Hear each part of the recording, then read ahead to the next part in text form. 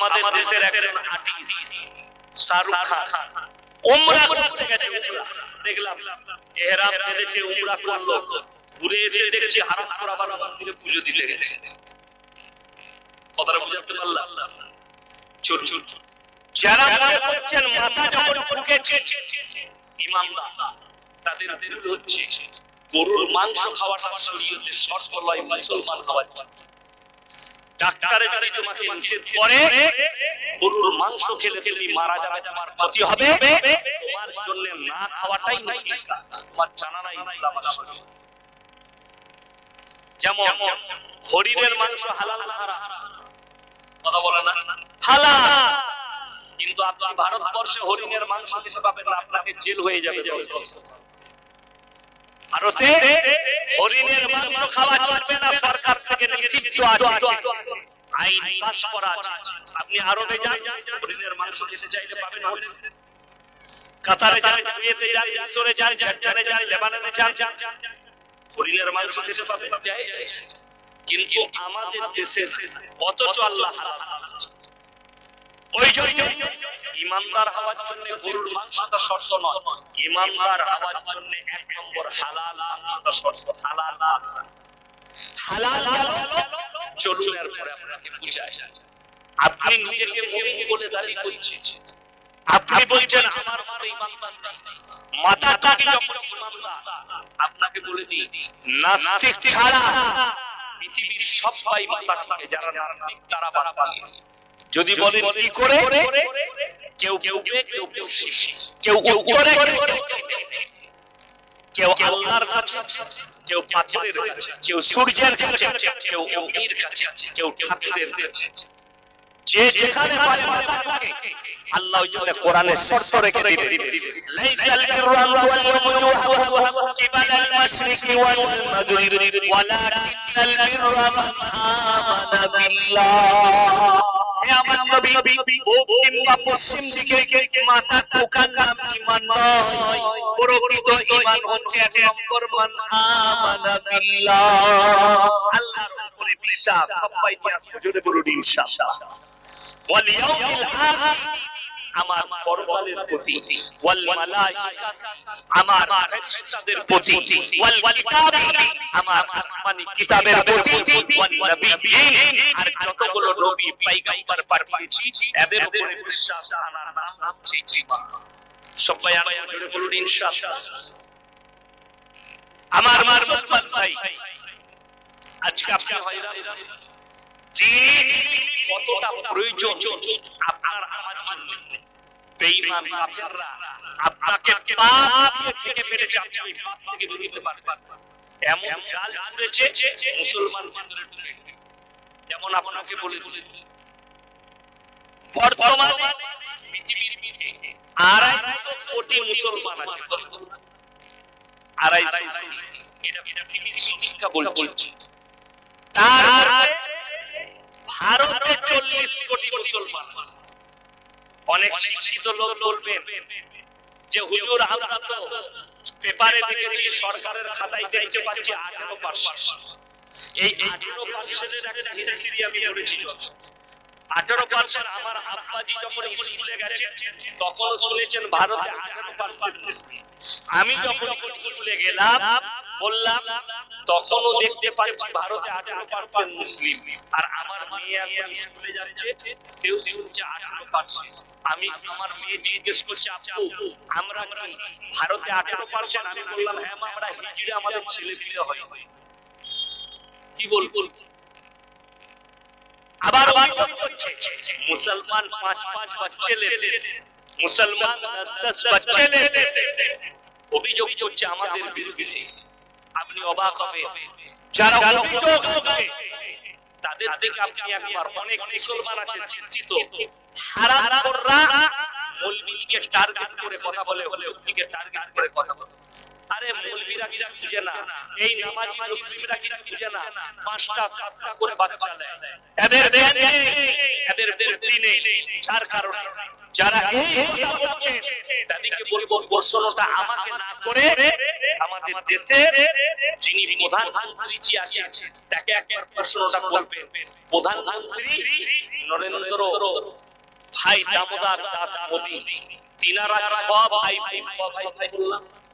ছ ভাই শুধু তাই নয়, লালু প্রসাদ যাদব বিহারের মুখ্যমন্ত্রী ছিলেন, তিনারা 10 ভাই, আডবাণী জি 7 ভাই, যোগী জি 7 ভাই, তেগড়িয়া 9 ভাই। ইনাদের উপরে দোষ চাপে দিবে, দোষটা চাপা মুসলিমের উপরে। কেন? আজকে দেখতে আপনারা ভাবছেন মোবাইলে দেখছেন, টিভিতে দেখছেন, গাজা ফিলিস্তিনে শিশুরা মারা যাচ্ছে, মানুষ মারা যাচ্ছে, যুদ্ধর চিঙ্গারি কাটে গেছে ইসরায়েল। আজকে যদি বলে যে কেন মুসলিম মার খাচ্ছে, এই পৃথিবীতে 250 কোটি মুসলমান আছে, তার মধ্যে 47টা খালি মুসলিম রাষ্ট্র আছে পৃথিবীতে, যাদের কাছে সামরিক বাহিনী আছে, যাদের কাছে অস্ত্রের ভান্ডার আছে, যারা যে কোনো মুহূর্তে যে কোনো দেশের সঙ্গে যুদ্ধ করার তারা এমন কি পৃথিবীতে এমন 5 থেকে 7টা মুসলিম রাষ্ট্র আছে যারা যে কোনো পরিস্থিতিতে আমেরিকার মতো চাইনার মতো দেশের সঙ্গে যুদ্ধ করতে পারে। তাদের কাছে সামরিক ক্ষমতা আছে, অথচ গাজা ফিলিস্তিনের নিরীহ শিশু মারা যাচ্ছে। বর্তমানে পৃথিবীর সব থেকে বড় মুফতি, তিনার নাম হচ্ছে আল্লামা তাকি উসমানী, পাকিস্তানে উর্দুতে বক্তব্য দেয়, মোবাইলে ফেসবুকে দেখতে পাবেন আপনারা। উনি এক সপ্তাহ আগে বলেছেন, मैंने अपने होश व हवास में और बड़ी हालत देखने के बाद इस नतीजे में पहुंचा हूं कि मुसलमान के लिए इजराइल के जितने प्रोडक्ट है ये हराम, ये हराम। এরপর যদি বলেন হুজুর ইসরায়েলের প্রোডাক্ট হারাম, হ্যাঁ, প্রত্যেকটা মুসলমান, শুধু ভারতের নয়, প্রত্যেকটা দেশের মুসলমানরা ইসরায়েলকে হেল্প করছে। ইসরায়েলকে হেল্প করছেন আপনি, তার প্রমাণ আমি এখানেই দিই। যদি বলেন দেখুন Thums Up, Coca Cola, Sprite, 7 Up, Mirinda, Fanta, Dairy Milk, chocolate, এই ধরনের কিছু অনেক প্রোডাক্ট আছে। এই আমি ব্যবসায়ী এলাম, প্রথমেই আমাদের কিনে এলো বলে লিঙ্কা ঢেলেছি আপনাদের। আমি আজ বলে ফতোয়া দিয়েছি বলে নয়, আমরা বাপ্পাটা জীবনে এই মালগুলো খাই, কোনোদিনই খাই। চলুন, কেন হারাম ফতোয়া দিলে আপনি কেন হেল্প করছেন? এই ভারতের 40 কোটি মুসলমানের মধ্যে 20 কোটি মুসলমান, তারা যদি একটা 2 লিটার থামস আপ কিনে প্রত্যেক দিন, 20 কোটি মানুষ যদি 2 লিটার করে থামস আপ কিনে, যেমনি আপনি 2 লিটার থামস আপ 100 টাকায় কিনবেন, 40 টাকা সঙ্গে সঙ্গে ইসরায়েলের পকেটে যাবে। 4 একদিনে 8 কোটি টাকা ভারত থেকে খালি ইসরায়েলের পকেটে যাচ্ছে, তাও আবার মুসলিমরা। হিসেব করুন, 3 আর 24, এই ভারতের মুসলমানরা ইসরায়েলের মাল ব্যবহার করে 240 কোটি টাকা মাসে দিচ্ছে মুসলিমকে। অনেকজন ইতিহাসের পাতায় বদনাম করা হয়েছে, হিটলার করা হয়েছে।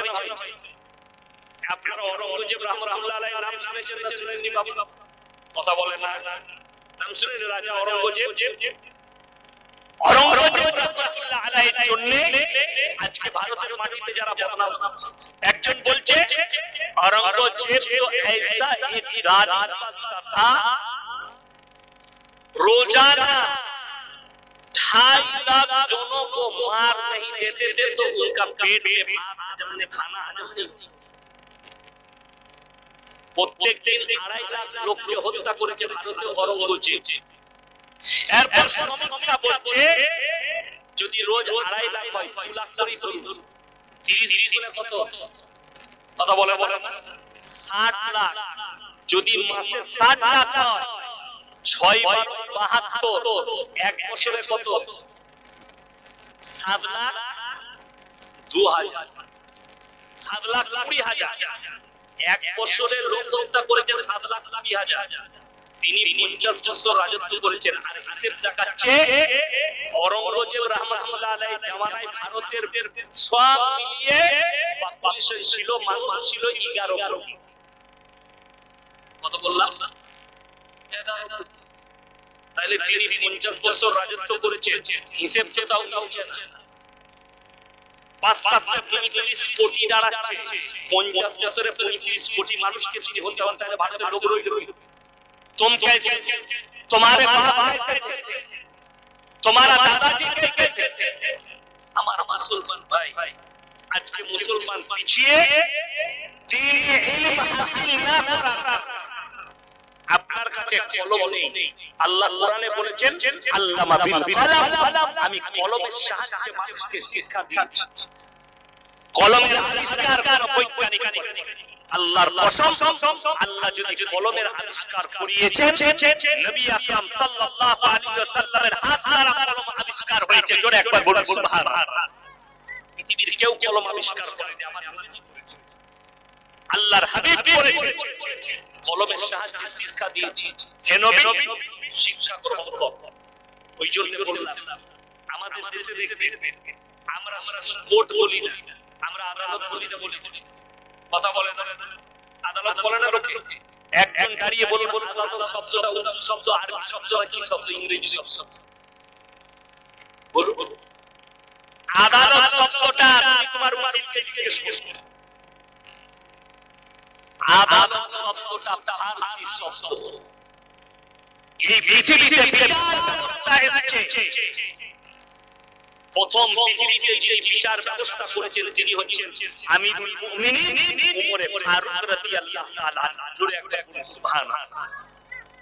পৃথিবীর মানুষ বিচার ব্যবস্থা জানে, তিনি নিয়ে আজকে যে আদালত হলো দেখতে পাচ্ছেন, এটাও মুসলিম সাম্রাজ্য দেশ তৈরি, তারা তাই নাম দেওয়া হয়েছিল আদালত। এটা ফারসি ভাষা, পারস্য দেশের ভাষা। অনেকজন জানে, মনে করে মৌলবীরা এরা খালি মাদ্রাসা ছাপ, আমাদেরকে মনে করে মাদ্রাসা ছাপ।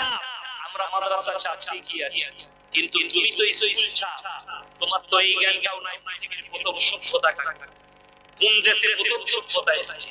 মিশরের মুসলিম সভ্যতার নাম পৃথিবীর প্রথম সভ্যতা। ওই সভ্যতাটা প্রথম এসেছে।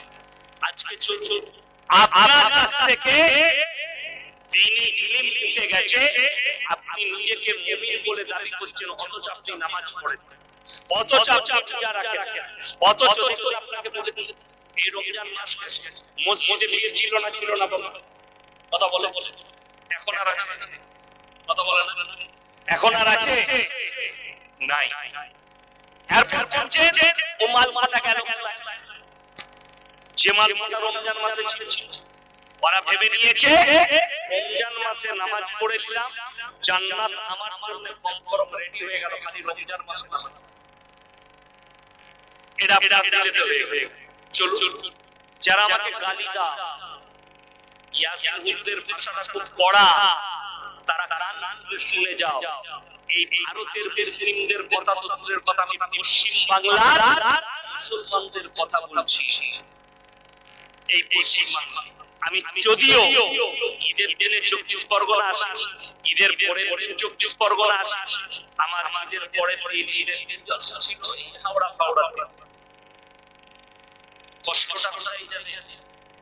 মুসলিমরা অভিযোগ করে আমরা হিন্দু মুসলিম শিখ ঈসাই একসাথে বাস করি, আর ভারতের সংবিধান লেখা হয়েছে এই দেশে যে ধর্মের লোক বাস করবে নির্দ্বিধায় নিজের ধর্ম পালন। একটা হিন্দু ভাই তারা তাদের ঠাকুর ভাষাতে যাচ্ছে মসজিদের সামনে দিয়ে ডিজে বাজিয়ে ডান্স করে, আপনি থানায় অভিযোগ করলেন, স্যার আমাদের ওপাড়ার ভাইরা আমার ঘরের সামনে দিয়ে ডিজে বাজিয়ে গেছে। কেন? আমরা নামাজি, আমাদের নামাজের ক্ষতি হলো, আমাদের ইমানের কষ্ট হচ্ছে, আমরা আল্লাহকে ভালোবাসি। এইরকম নেমখারা মুসলমান পৃথিবীতে কোনো দেশে নাই যেটা বাংলাদেশ আর হিন্দুস্তানে আছে। বলে দিই কেন নেমখারাম বললাম। আপনার মসজিদের সামনে ডিজে বাজিয়ে হিন্দু ভাইরা ঠাকুর ভাষাতে গেছে, তোমার নামাজের ক্ষতি হয়েছে, ইমানের ক্ষতি হয়েছে। আর বেটা বিটির বিয়ে দিয়েছে মুসলমান, হারাম করতে 3 দিন থেকে ডিজে বাজাচ্ছে, তখন তোদের নামাজের ক্ষতি হয়নি, ইমানের ক্ষতি হয়। কথাটা বুঝতে পেরেছেন না? আপনাদের 24 পরগনায় মনে হয় এখানে গান বাজনা নাই, আমাদের বর্তমানে আছে। ঠিক আছে, কষ্টের বিষয় এটা। মুসলমান বিয়েতে গান বাজায়, ওটা জায়েজ আছে, আর একটা অমুসলিম ভাই তার ধর্ম পালন করবে, ওটা এর কাছে জায়েজ নাই, ওটা এর কষ্ট লাগে। শুধু তাই নয়, যেদিন এই যে চাঁদ উঠেছে, আমার বর্তমান টাউনে কিছু পাড়া মুসলিম যুবক হারামখোররা সারা রাত ডিজে বাজিয়েছে, তারপর সারা রাত গান চাচ্ছে। আপনি 24 পরগনায় খুঁজে পেয়ে যাবেন। ঈদ উপলক্ষে বেবি ড্যান্স, ঈদ উপলক্ষে ফাংশন, ঈদ উপলক্ষে ড্যান্স হাঙ্গামা।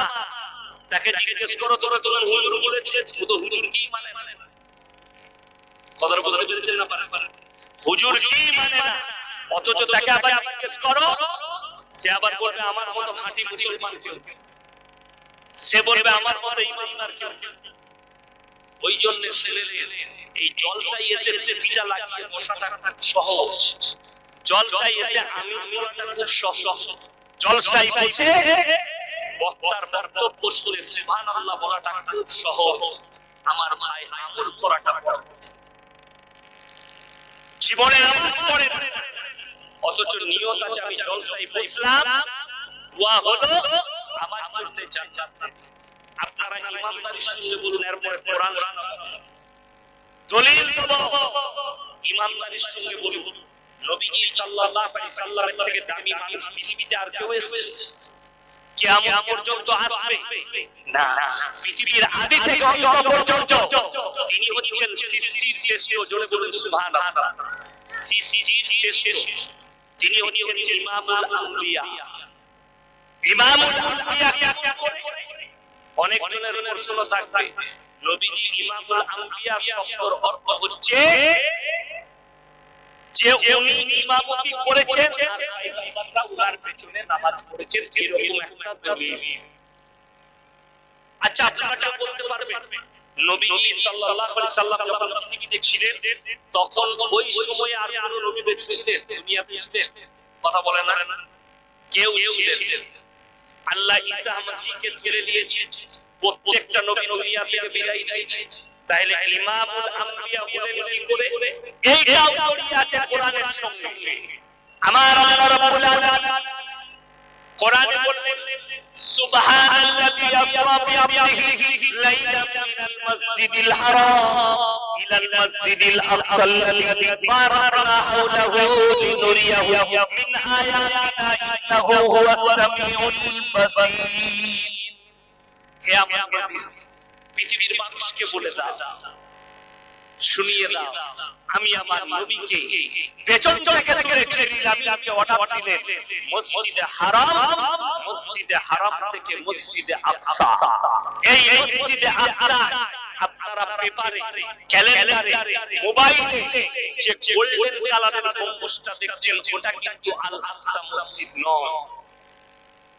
এটা অনেকে জানে, মনে করে এই গোল্ডেন কালারের গম্বুজটা এটাই আল আকসা, ওটা আল আকসা মসজিদ। ওটা ওই জায়গা, আল আকসা চত্বর ওটা, কিন্তু ওটা হচ্ছে ওই টেম্পল যেখানে পা রেখে নবীজি সাল্লাল্লাহু আলাইহি সাল্লাম বুরাকের উপরে চেপে আসমান মিরাজের রাত্রিতে ভ্রমণ করেছিলেন। জোরে বলেন সুবহানাল্লাহ। ওই জায়গা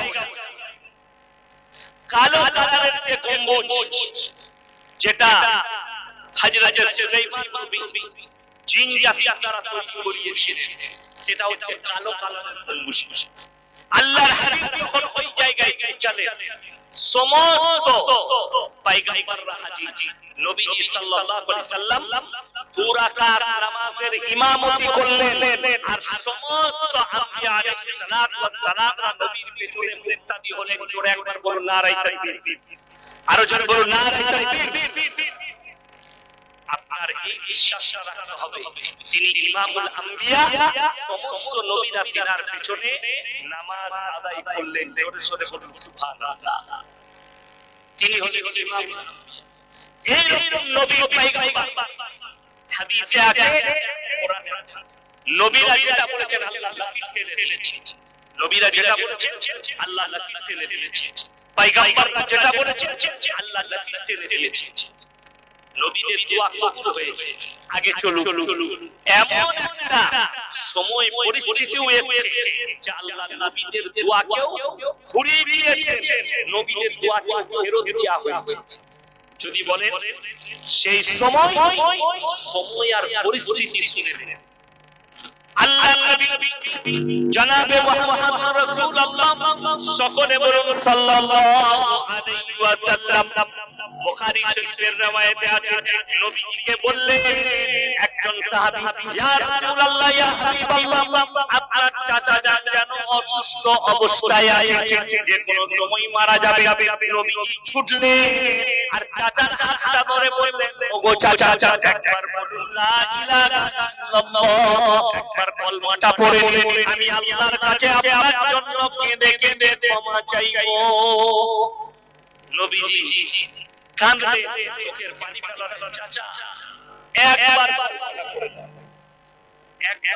পড়ো, আমি আল্লাহর কাছে তোমার জন্য কেঁদে কেঁদে ক্ষমা চাইবো। নবীজি চাচা উত্তর কি দিলে জানেন? আপনার চোখ দিয়ে পানি আসে। নবীজি চাচা বললেন, ভাইপো, আমি যদি বার্ধক্যে কলমা পড়ি, লোকে বলবে মৃত্যু ভয়ে কলমা পড়েছি, আমি কলমা পড়তে পারবো না। জোরে বলুন না। অস্বীকার করে দিলেন।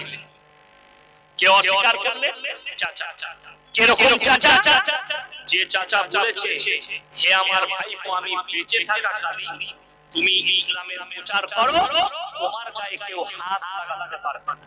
ওই রকম চাচা শেষ পরিস্থিতিতে অস্বীকার করলেন, আমি কলমা পড়তে পারবো না। আল্লাহ রাব্বুল আলামিন আয়াত পাঠালেন নবীর কাছে। সকলে বলুন হিদায়াতের মালিক কে? আরো জোরে বলুন কে? আল্লাহ। কোরআনে কি বলছেন? আল্লাহ কোরআন পাঠালেন নবীজির কাছে, ইন্নাকা লা তাহদি মান আহবাবতা ওয়ালাকিন্নাল্লাহা ইয়াহদি মান ইয়াশা।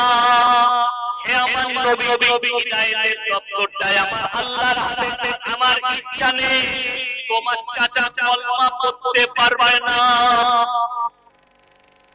নবীজির চোখে পানি।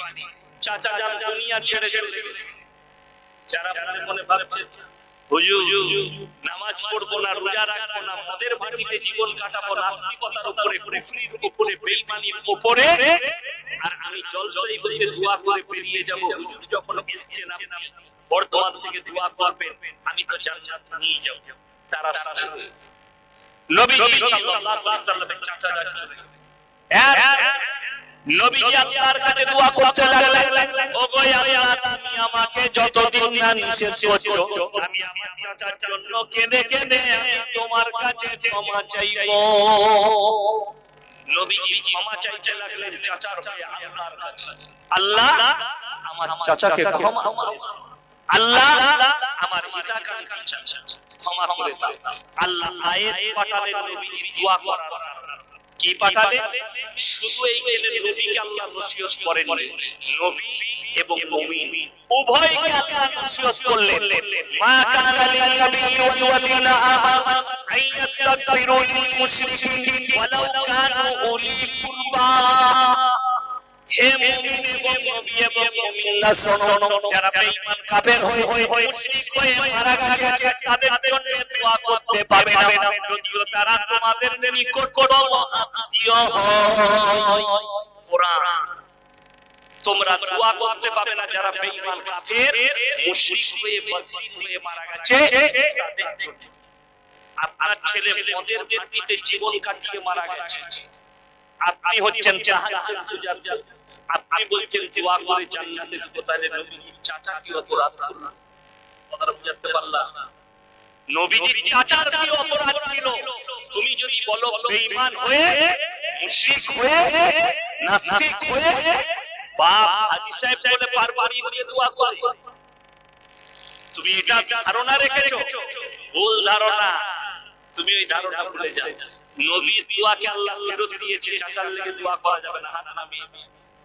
আর এইখানে আল্লাহ মুমিনকেও দিও। এটা এক নম্বর, যিনি পৃথিবীর শ্রেষ্ঠ পয়গম্বর তিনার কথা বললাম। আর যিনি সবথেকে বেশি দাওয়াত দিয়েছেন তিনি হচ্ছেন হযরত নূহ নবী, 950 বছর। জোরে বলুন না সুবহানাল্লাহ। তার মুষ্টি কত লোক ঈমানের ছিল। আল্লাহ বললেন, হে আমার নূহ, তুমি তাদেরকে ভয় দেখাও, আমি আল্লাহ আযাব দেব, তাদেরকে কঠিন আযাবে মুবতালা। নূহ নবী বললেন, আমি তোমাদের কাছে বিনীত অনুরোধ জানাচ্ছি, হে আমার কওম, আমার আল্লাহকে ভয় করো, আল্লাহকে বিশ্বাস করো। দেখবেন আমাদের দেশে একজন বাবা বেরিয়েছে, তার নাম হচ্ছে বাগেশ্বর রাম বাবা। খুব সুন্দর দেখতে, নতুন লোকের কুণ্ডলি বলে দিয়েছে। আমাদের অনেক মুসলমানরা বলছে আমাদের হুজুররা নামাজ পড়ে, জিকির করে, এত তাসবিহ তেলাওয়াত করে, আমাদের হুজুররা কেউ কুণ্ডলি বলতে পারছে। আর বাবা চেয়ারে বসে কুণ্ডলি বলে দিচ্ছে, তোমারা বাপ का नाम ये है, माई का नाम ये है, तुम्हारा इसका नाम ये है। মুসলমান যারা মনে মনে করছে তার কাছে গায়েব তাকুত আছে, তারা শুনে যাও, ये तो छोटा दज्जाल है, तुम्हारा कुंडली बता रहा है। जब ये बड़ा दज्जाल आएगा, आसमान से बारिश बरसा के भी दिखलाएगा, मुर्दे को जिंदा करके दिखलाएगा, तब तुम अपना ईमान कहां पर रखोगे? তখন তোমরা তোমাদের ঈমানটা কোথায় রাখবে? যখন বড় দাজ্জাল আসবে, বর্ষিয়ে দেখাবে, তোমার চোখের সামনে বৃষ্টি বর্ষণ করবে, মেঘের প্রয়োজন হবে না, মুর্দাকে জিন্দা করে দাঁড় করিয়ে দেবে, তার জন্য কোনো কিছুর প্রয়োজন হবে না। তখন তুমি ঈমানটা কোথায় ধরে রাখবে? এই বাগেশ্বর ধাম বাবাকে একজন প্রশ্ন করছে, বাবা ये सबसे दुनिया का पुराना धर्म कौन सा? तो बाबा उत्तर दिले, भाई सबसे पुराना धर्म तो सनातन धर्म है, 5000 साल पुराना। আমরা হাদিস আর কোরআনের গবেষণা করে পাচ্ছি, আজ থেকে 5000 বছর আগে যিনি ছিলেন তিনি হচ্ছেন নূহ নবী। জোরে বলুন সুবহানাল্লাহ। আর এই ধরনের আল্লাহ ব্যতীত পাথরের উপাসনা, মূর্তির উপাসনা, ইত্যাদি ইত্যাদি উপাসনা যেগুলো শুরু হয়েছে ওটা নূহ নবীর জামানা থেকে শুরু হয়েছে। কার জামানা বললাম? নূহ নবীর জামানা শুরু হয়েছে। আল্লাহ ব্যতীত গাছের উপাসনা, পানির উপাসনা, ঘোড়ার উপাসনা, মাটির উপাসনা, টিপির উপাসনা, সূর্যের উপাসনা, চন্দ্রের উপাসনা, এগুলো শুরু হয়েছে আমাদের গ্রামে। আমার মাদ্রাসা যে রাস্তায় যাচ্ছে, ওই রাস্তায় 3 মাথা খেজুর গাছ আছে। ক মাথা? 3 মাথা। আমি এক জায়গায় বলেছি, এটা কোনো অন্য গ্রামে হতো, এর গোড়াতে তেজ শুরু হয়ে যায়। কথাটা বুঝতে পারছেন? ওই গাছটার উপাসনা শুরু হয়ে যেত, মানে এটার মধ্যে কিছু আছে। আমাদের গ্রামে আছে কিছুই নাই, সেটা পড়ে আছে খেজুর ধরে, মানুষ পেড়ে খায়, কোনো ব্যাপার নাই। যার গাছের মালিক তাকে বলছিলাম, ভাই আল্লাহর কৃপায় গাছটা আমাদের গ্রামে আছে, অন্য গ্রামে হলে এর গোড়ায় পুজো হতো, মানুষ চিন্তা করত এই গাছটা রব মনে করত। আপনি একটা জিনিস ভাববেন, ঝড় দিলে যে গাছটা ভেঙে পড়ে যায়, তুমি যে গাছের কাছে ভালো মন্দ চাইছো, সেই গাছ ভেঙে পড়ে যাচ্ছে, তার মালিককে খোঁজ আরো বেশি মাত্রা।